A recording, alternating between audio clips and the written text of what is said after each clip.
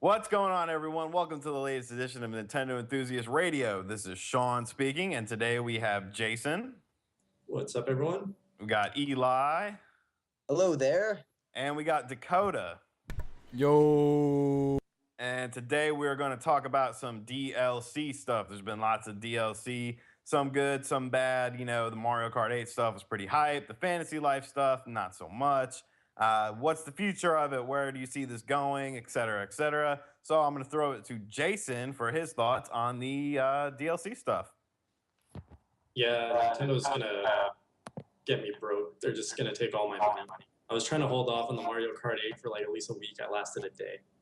I mean, it's just great. The strategy is awesome. They're doing it right.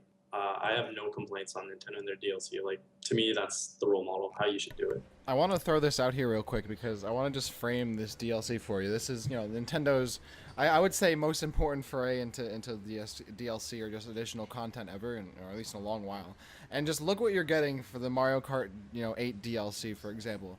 I believe one of the packs, just one of them, includes 3 new characters, new carts, and 16 tracks, or another 8 to 16 tracks, something like that. That's like at least another full half game or something like that.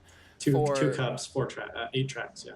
Okay, 8 tracks. So 8 tracks, a couple new characters. You're still getting a substantial part of the game for a fraction of the overall price, which usually people complain about how little you're getting for a lot of money or how it's so hard to even get good DLC for a good price.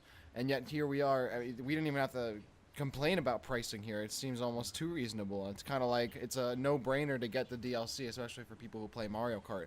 And that's kind of really refreshing because DLC has kind of been a taboo kind of word. Just the mention of it gets people's ends kind of clenching together. But this was the first time I've seen people like, wow, this is great. I can't wait to get this DLC. This guy comes out quicker.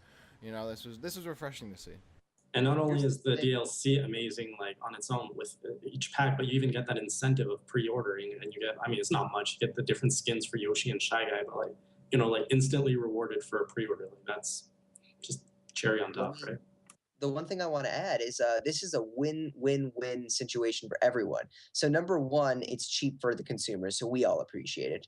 It's not as expensive for Nintendo to produce for multiple reasons. Number one, they already have the base game, so that most of the assets, the basic assets, are already there. They don't have to like make a new engine or anything. The HD, everything's there. They just got to develop the tracks and the characters. So that's really awesome on their end because they don't have to put a substantial investment into this. Not only that, but since this is digital, they don't have to pay that 30% fee to the retailer. So even though whatever it's cheap for us, $10, well, Nintendo makes all that money back. It's not like Mario Kart where $15, $20 is left to printing the package, going to the retailer, etc. So Nintendo wins on that end, and also it keeps Mario Kart relevant because Mario Kart may have come out in May, but if there's more DLC coming out next fall, then a year and a half after this game comes out, people are still interested in Mario Kart. People are still buying new content. And then you can be like, hey, what are you playing? Oh, I'm playing Mario Kart. And then maybe your friends will even buy Wii U's because, even a year and a half after the game came out, you're still playing Mario Kart. And, or if someone just bought a Wii U, they're much more apt to buy Mario Kart because it's still so popular. So it's a win for, new buyers as well, win for consumers, Nintendo new buyers. I mean, I think it's a great strategy on Nintendo's end for this DLC. I think it's great for everyone. Strategy aside, can we like speculate on the actual Mario Kart 8 content? Because I mean, 16 tracks, I'm really hyped for that. Or you guys want to focus on just the strategy of DLC? Well, I mean, first let me chime in. I am not the hugest fan of DLC, but 16 tracks, 8 characters, I think 12 cars, was it? Something like that, maybe. I don't know. But there's 32 tracks in the game as it stands. So let's just throw all the other crap out. Let's just say you're getting the tracks. You're getting 16 tracks for $13 for the 2 packs if you buy them together. Like, that's insane. That's 50% of the game roughly that you're getting for $13 as an extension. And plus, a lot of people are kind of bitching about the release window. Like, the first one is great because it's in November. The second one is in May, and people are like, oh, that's too long, blah, blah, blah. But that's smart as hell because, like, okay, you release it in November, so you can kind of help that. I mean, that's going to help sell Wii U's and, Mario Kart 8 because, let's face it, a lot of people a lot of kids are gonna be like, yo, I want to get that Mario Kart 8 for Christmas, because Mario Kart is just like, you could be like 10 or you could be like 50 and still get down with it.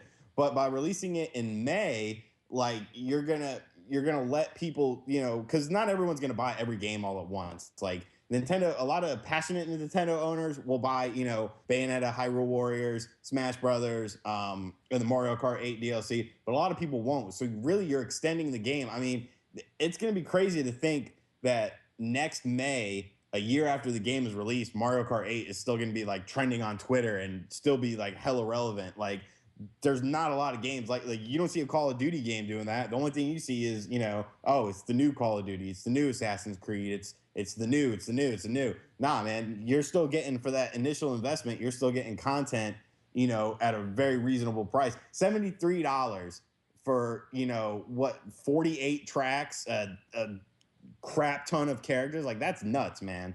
So I think that's very good.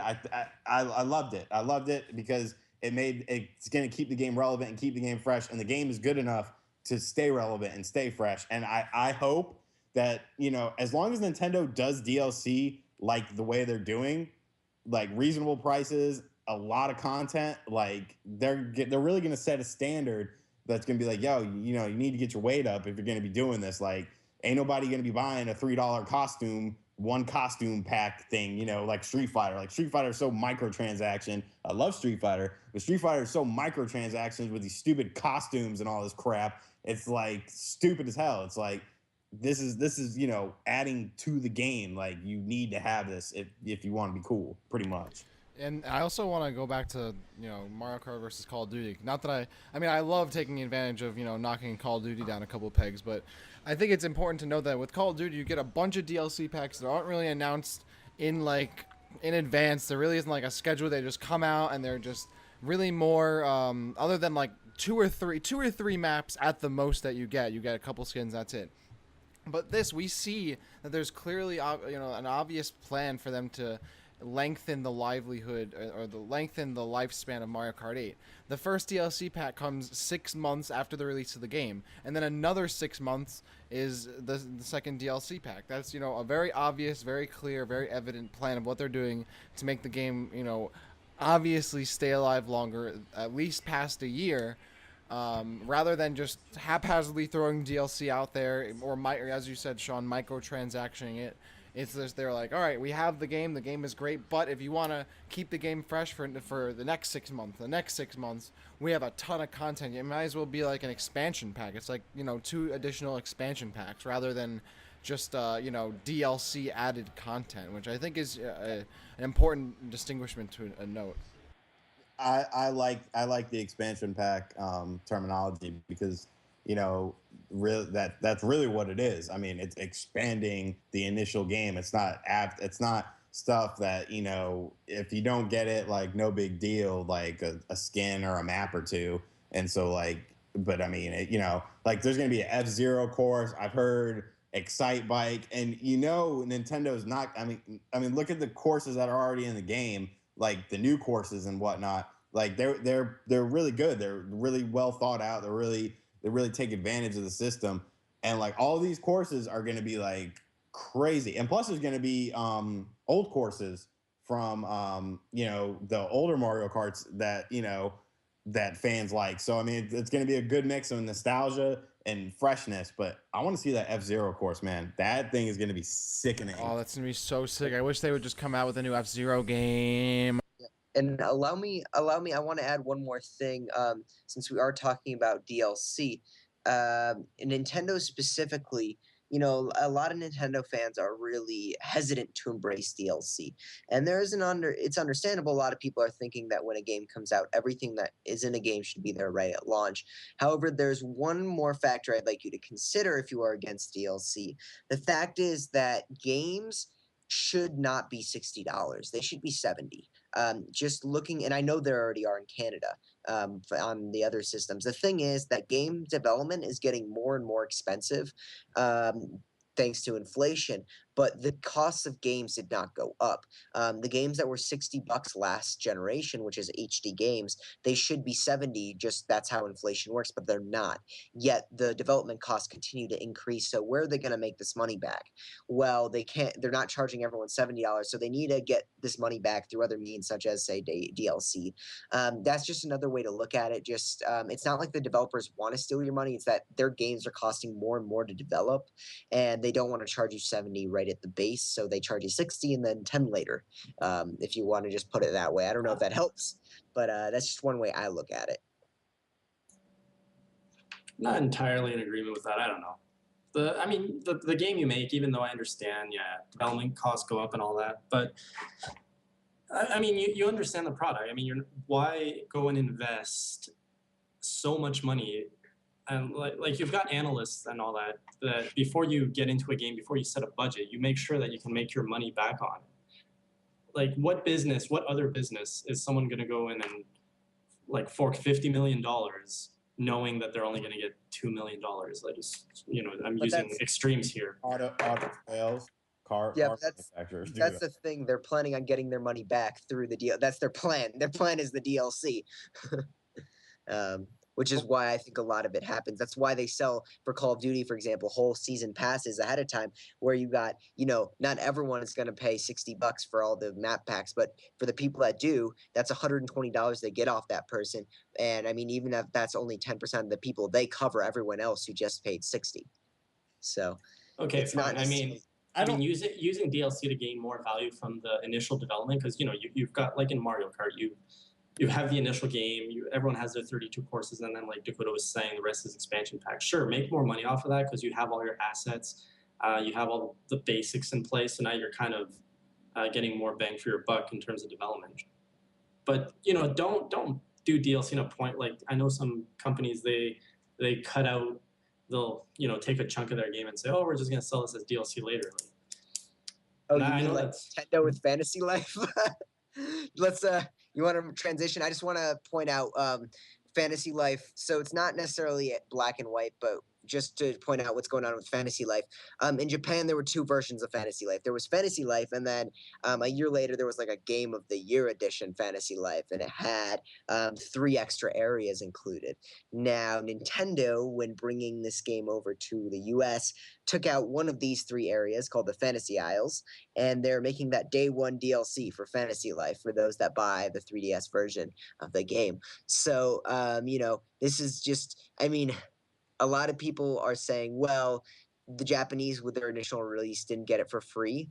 But since they are kind of bringing over that second version minus this one little part of the game, I'm very hesitant to be like, get them a get out of jail free card to say, because they kind of did cut that content out. But has it been confirmed that it's going to cost money? We don't know. They didn't say it was free. That's 100%, but they did not say how much it would cost or if it would cost.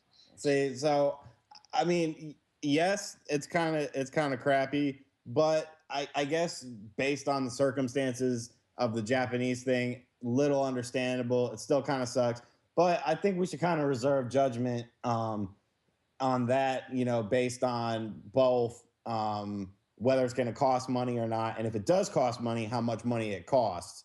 But I could kind of see how people would be frustrated by that, but not quite the same, but there are similarities. So, I see both sides of the fence on that. All right. Last game then I'll throw at you guys then is Theatrhythm Final Fantasy. So we all know that Squeenix loves their microtransactions. We know that Bravely Default, there was like the sleep points where you paid $1 or whatever to get the sleep points. However, in their Theatrhythm series, you'd get your base songs, and I think in this new one, there's like, I don't know, there's a ton of songs. There's like over 100. However, they sell additional songs for about $1 a piece. Do you feel like this is microtransaction? Do you feel like they're nickel and diming you, or do you feel like it's justified? I feel when you're working with like songs like in a game with soundtracks, it's a little bit more justifiable because we have a little bit more history of what a song's worth. So if a game comes with 100 songs, you kind of figure out $1 a song, whatever. 60 songs is kind of what you'd expect out of an original package. Say you spent $50, $60. So that being said, I wouldn't feel like if I have a good chunk of songs right off the bat, I don't feel like I'm getting, pirated out of it or that they're hiding stuff on me. That's my opinion. Well, it's kind of like the whole Guitar Hero Rock Band thing where, you get a crap ton of songs initially, and then, they come out with packs, or you could buy the individual songs to your liking. And I mean, I used to mess around with Guitar Hero a little bit. So, like, if they came out with like a cool metal song I liked, I'd buy it for $1 or something. So, it's kind of a double-edged sword. To me, it's not that big of a deal. Like, it's not like it's kind of taking away from the game. It's just, if you want to check out this song, then buy it. If not, no big deal. So I don't know if people are really into it. Like I've never. I'll probably get stoned for this. I've never played a Theatrhythm game, so it's kind of hard for me to be passionate about it. But if that's your thing, then if you want to buy the song, buy it. If not, don't. Like no one's holding it to your head. On the flip side, though, using your comparison there of Guitar Hero, the reason that they're adding that as DLC is because they have to pay the licensing fee to actually have that song in their game. Whereas with Square Enix, I would imagine that they own all the rights to all the songs. So to hold them back, like instead of just putting it all into one big collection, I mean, that rubs me the wrong way a little, but maybe though, because they might actually, licensing and stuff. Like if it's like a Super Nintendo, game from like Secret of Mana or something, like that licensing may not be necessarily theirs now, especially with the merger. So I mean, even like remember when we talked to Yanni from Fuzzy Wuzzy, like I kept saying, "Yo, I want a soundtrack, I want a soundtrack," and like there was so much tied up in that, and that's just a small indie game. So I can imagine like that. There's probably, especially with the amount of time, there's probably some sort of back end licensing stuff that legal loopholes and crap like that. Everyone tries to exploit everyone, just like the whole Sega and Gearbox thing with Aliens Colonial Marine. So you never really know what's going on behind the scenes as far as licensing fees and whatnot. I also want to say it's pretty nice being able to like buy one song at a time rather than having to buy a pack and may not necessarily want the entire pack. Maybe you just want to buy that one song. I mean, if you look at it, then yeah, maybe one song isn't worth $1 because all the other songs there's 100 for $60, and then not only are you getting the songs, but you're getting the actual game itself, all the gameplay and all the assets of that. But you don't have to buy it. And again, I think that's just maybe that's a cop out reason, but when you already have 100 songs and they don't expect a lot of people to, they may not expect a lot of people to buy DLC because of the fact they already have so many songs, and maybe they don't even have an internet connection. To make it $1, it seems reasonable from like a business standpoint, and I think it doesn't really go much deeper than that. So that'll wrap up our DLC discussion. Thanks everyone for listening. Make sure to head below. Let us know. Will you be picking up Mario Kart DLC, Fantasy Life DLC, Theatrhythm DLC, Smash DLC when and if they release it? Let us know all that. Very cool information. And if you're really still against DLC, let us know why. We'd love to hear that as well. Thanks everyone for listening, and we'll see you guys in the next episode of Nintendo Enthusiast Radio.